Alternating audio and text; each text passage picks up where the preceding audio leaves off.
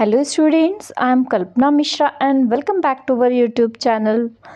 Students, आज के इस वीडियो में हम डिस्कस करने वाले हैं क्लास 9 साइंस का chapter number 10 work and energy. तो चलिए शुरू करते हैं। तो सबसे पहले बेटा हमने प्रीवियस चैप्टर्स में ये पढ़ा हुआ है कि हमने मोशन के बारे में पढ़ लिया है, हमने ग्रेविटेशन के बारे में पढ़ लिया है, ठीक है। और इसी तरीके से एक नेचुरल फिनोमेना हम पढ़ेंगे, वो है वर्क एंड एनर्जी, और साथ में हम पावर को भी पढ़ेंगे। यहाँ पे आपके चैप्टर के उसमें नहीं दिया है, बट हम पावर भी पढ़ेंगे, ठीक है। तो सभी लिविंग थिंग्स है बच्चे, उनको सभी को खाने की ज़रूरत है, बहुत सारी एक्टिविटी के लिए, अपनी लाइफ को सर्वाइव करने के लिए। ये चीज़ तो सभी को पता है कि अगर फूड नहीं मिलेगा तो हम अपनी लाइफ को सर्वाइव करना हमारे लिए क्या हो जाएगा, बहुत मुश्किल हो जाएगा। तो सभी लिविंग थिंग्स को अगर कुछ काम करना है, अपनी लाइफ को सर्वाइव करना है, तो उसके लिए हमें किसकी ज़रूरत होती है, एनर्जी की ज़रूरत होती है। और वो एनर्जी हमें किससे मिलती है, फूड से मिलती है। तो यही फूड जो हमारी एक्टिविटी के लिए, हम फूड से हमें जो एनर्जी मिलती है, ये हमारी जितनी भी लाइफ प्रोसेस की एक्टिविटी होती है उसमें हेल्प करती है। अब ये लाइफ प्रोसेस जो है वो आप जब क्लास 10th में जाएंगे तो पूरा चैप्टर है, अच्छा खासा लेंथी चैप्टर है, तो आप वहाँ पे अच्छे से डिटेल में पढ़ोगे इसके बारे में। तो अब हमें एनर्जी की ज़रूरत है सारी एक्टिविटियों के लिए, चाहे वो खेलना हो, गाना गाना हो, पढ़ना है, ठीक है, लिखना है या सोचना है, जंप करना है, साइकिलिंग करनी है, रनिंग करनी है, मतलब इन सब के लिए आपको किसकी ज़रूरत है, एनर्जी की ज़रूरत है। और ये सारी एनर्जी हमें किससे आती है, जो एनिमल्स होते हैं उनको सारी एनर्जी जंप करने की, दौड़ने की, चाहे ह्यूमन बीइंग को होती है जो भी खेलने कूदने की एनर्जी, ठीक है, या जानवरों को होती है अपने शत्रुओं से, अपने एनिमी से बचने के लिए, या अपने फूड को खोजने के लिए, एक जगह से दूसरे जाने के लिए। तो ये सारी एनर्जी हमें किससे, ये जो इसकी रिक्वायरमेंट है वो किससे पूरी होती है, वो फूड से पूरी होती है ना। तो उससे हम क्या करते हैं, काम करते हैं। काम करने की एनर्जी हमें किससे मिल रही है, फूड से मिल रही है, ठीक है।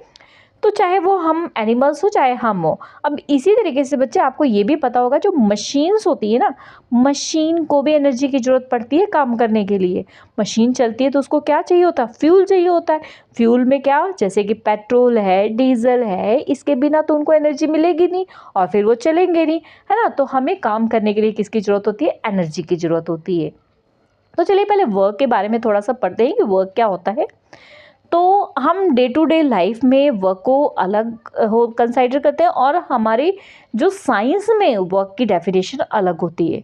तो यहाँ पर हम कुछ एग्जांपल्स के साथ समझेंगे कि आखिर साइंस में वर्क क्या होता है और हम डेली लाइफ में वर्क क्या समझते हैं, ठीक है। तो मान लो यहाँ पर कोई लड़की है, वो क्या कर रही है, सारा दिन एग्जामिनेशन की तैयारी कर रही है, अपना टाइम पढ़ाई में स्पेंड कर रही है, सारा दिन पढ़ रही है ना। और उसके बाद जो है वो क्या कर रही है, वो कलेक्ट कर रही है क्वेश्चन पेपर्स, अटेंड कर रही है क्लासेस, प्रॉब्लम अपने डिस्कस कर रही है, अपने फ्रेंड के साथ एक्सपेरिमेंट्स कर रही है ना। लॉट ऑफ टाइम अपनी एनर्जी जो है एक्टिविटीज़ में लगा रही है।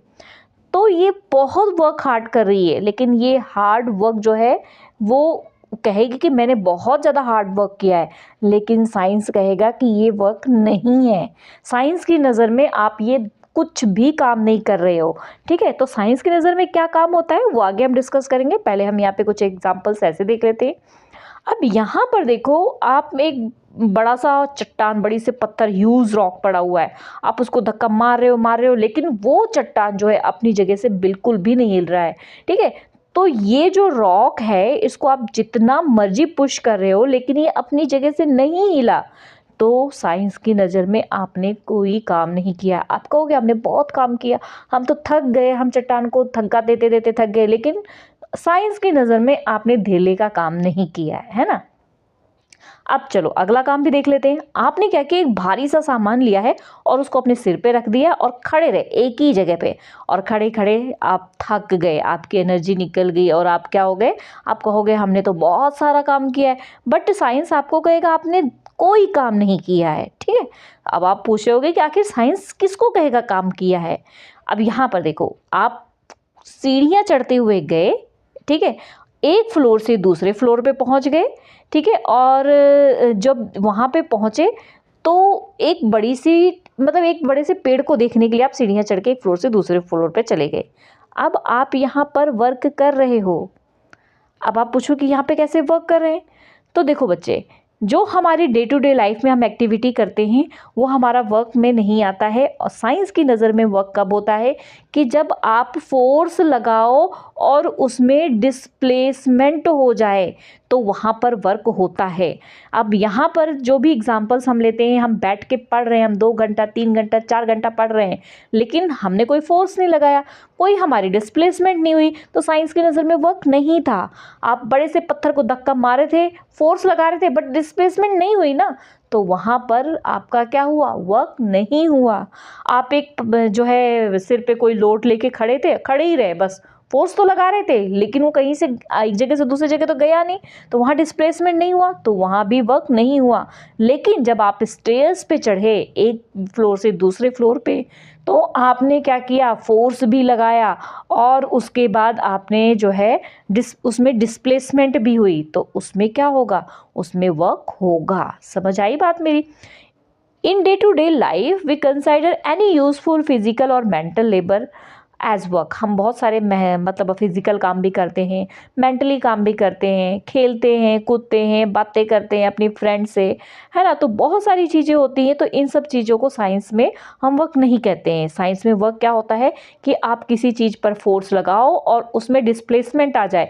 ये पत्थर पड़ा है, इस पर आपने फोर्स लगाया और ये पत्थर उठ के यहाँ आ जाए, तो वो क्या होता है, वर्क होता है। ठीक है, तो यहाँ पे इसी तरीके से एक एक्टिविटी दे रखी है, इसको आप पढ़ लेना, कोई खास नहीं इसलिए मैं नहीं बता रही हूँ।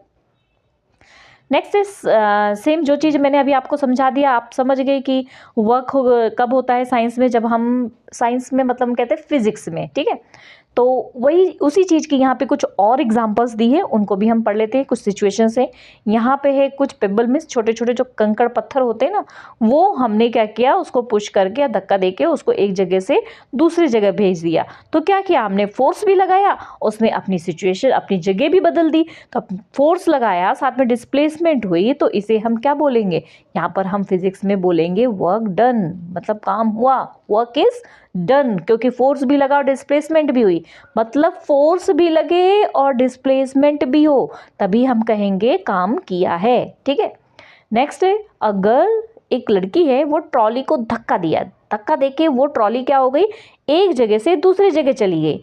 धक्का दिया तो फोर्स लगाया, फोर्स के कारण ट्रॉली ने अपनी जगह चेंज कर दी, तो यहाँ पर क्या हुआ, फोर्स भी लगा और डिस्प्लेसमेंट भी हुआ, तो यहाँ पर हमने वर्क किया। समझ आ गई इतनी बात। सेम इसी तरीके से एक बुक है, आपने क्या किया, यहाँ पे बोला हुआ है, बुक को आपने एक हाइट पे उठाया, ठीक है, फोर्स लगाया और बुक को आपने क्या किया, लेके आगे की तरफ मूव कर लिए। ठीक है, तो यहाँ पर सिचुएशन और कंडीशन वही डिपेंड करेगी कि आपने ऑब्जेक्ट पर फोर्स लगाया और उसके बाद डिस्प्लेसमेंट। दो सिचुएशन याद रखो, पहला फोर्स लगे ऑब्जेक्ट पे, दूसरा उसमें डिस्प्लेसमेंट हो जाए, तो वहाँ पे वर्क डन होगा। ठीक है, इन टेक्स्ट क्वेश्चन में आपका स्पेशली ऐसा क्वेश्चन है, आपको कुछ ऑप्शंस दिए हुए और पूछा हुआ है, ये बताओ इसमें वर्क डन है कि नहीं है, है ना।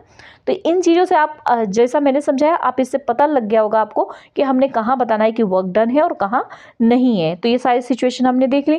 अच्छा, एक ब्लॉक है जो बैलगाड़ी जिसको बोलते हैं ना, तो वो बैल जो होता है वो है ना, वो क्या करेगा, वो कार्ट को खींच रहा है। ठीक है, तब वो कार्ट को खींच के लेके जा रहा है, तो क्या कर रहा है, फोर्स भी लगा रहा है और कार्ट खींच के आगे भी ले जा रहा है, तो फोर्स भी है, डिस्प्लेसमेंट भी है। तो अब बताओ इस सिचुएशन में क्या होगा, इसका जवाब जो है आप मुझे कमेंट बॉक्स में दो। ठीक है, चलिए आगे बताते हैं। आगे यहाँ पर देखो, यहाँ पर दिया हुआ है आपको work done by a constant force. Constant force लगे तो वर्क डन क्या होता है, तो यहाँ पर सबसे पहले बेटा यहाँ पे देखो, हम ले लेते हैं जो हम फोर्स लगा रहे हैं उसको हम F, मतलब अब किसी ने कितना काम किया है, इसके लिए हमें एक कोई फॉर्मूला चाहिए ना जिसमें हम वैल्यू फिल करें और हम पता लगा लें कि हाँ इसने इतना काम किया, तो उस चीज़ पे हम चलते हैं। ठीक है, तो यहाँ पर मान लो आपने जो भी फोर्स लगाया किसी भी चीज़ पे वो F है, ऑब्जेक्ट ने डिस्प्लेस किया अपनी जगह से तो वो हमने S ले लिया। ठीक है, किसी भी डायरेक्शन में, और जब उसने वर्क किया उसमें तो वो हम ले लेते हैं W। तो हम इसको ऐसे डिफाइन कर सकते हैं कि product of force and displacement, देखो प्रोडक्ट मतलब multiply, product of force and displacement is called work done. समझ आई बात। डेफिनेशन बहुत इजी डेफिनेशन, देखो वर्क डन कब होता है? जब फोर्स लग रहा है, डिस्प्लेसमेंट हो रहा है, तो उसको हम वर्क डन कहते हैं। तो सिंपल सी डेफिनेशन कि product of force and displacement is called work done. अब यहाँ पर जब हमने ऊपर लिखा हुआ था फोर्स को हम क्या लिख रहे हैं? एफ लिख रहे हैं, डिस्प्लेसमेंट को हम क्या लिख रहे हैं? एस लिख रहे हैं, और वर्क डन को हम क्या लिख रहे हैं? डब्ल्यू लिख रहे हैं। तो इसका फॉर्मूला हमें क्या मिल गया? W is equal to F S. देखो जैसे ये ऑब्जेक्ट है, आप इस पर फोर्स लगा रहे हैं, वो हमने एफ ले लिया, ठीक है। ये डिस्टेंस कंप्लीट कर रहा है, उसको हमने एस ले लिया। तो इन दोनों का प्रोडक्ट क्या हो जाएगा? वो हो जाएगा आपका वर्क, ठीक है। क्लियर? बहुत ईजी। नेक्स्ट, अब जो वर्क डन तो ये हो गया, लेकिन अगर कभी आपसे पूछ ले, अच्छा एक चीज और रखना, work has only magnitude no direction.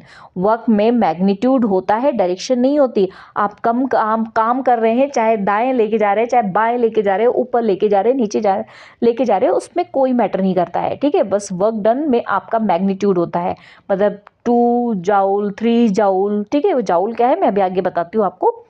अब यहाँ पर अगर आपसे बोल दिया कि फोर्स आपका जो लग रहा है 1 न्यूटन लग रहा है, अभी तक तो आपको ये पता लग गया होगा फोर्स 1 न्यूटन क्या होता है, क्योंकि पिछले चैप्टर में ये सारे कंसेप्ट हमने क्लियर किए हैं।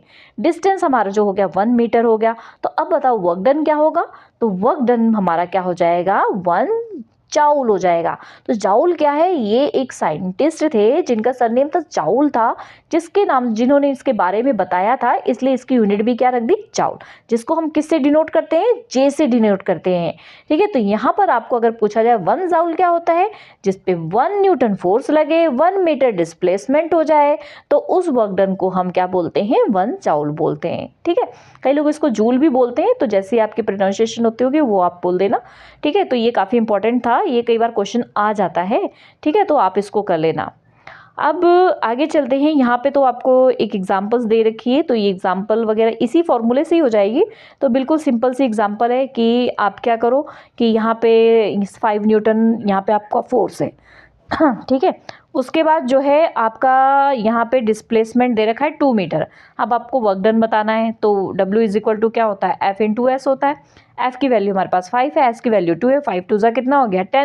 10 न्यूटन मीटर। क्यों हो गया? कि फोर्स न्यूटन और डिस्प्लेसमेंट मीटर, तो न्यूटन मीटर किसके इक्वल होता है? जूल के इक्वल होता है। तो हम यहाँ पे क्या लिखेंगे? 10 जूल। बिल्कुल ईजी है ना। ऐसे ये जो क्वेश्चन है ये भी है, बाकी ये क्वेश्चंस वगैरह ये सेम ऐसे ही क्वेश्चन है, तो इसको आप चाहे अभी कर लेना कि यहाँ पर फोर्स जो है 7 न्यूटन है, डिस्प्लेसमेंट आपका जो है 5 मीटर हो गया, तो वर्क कितना हो जाएगा?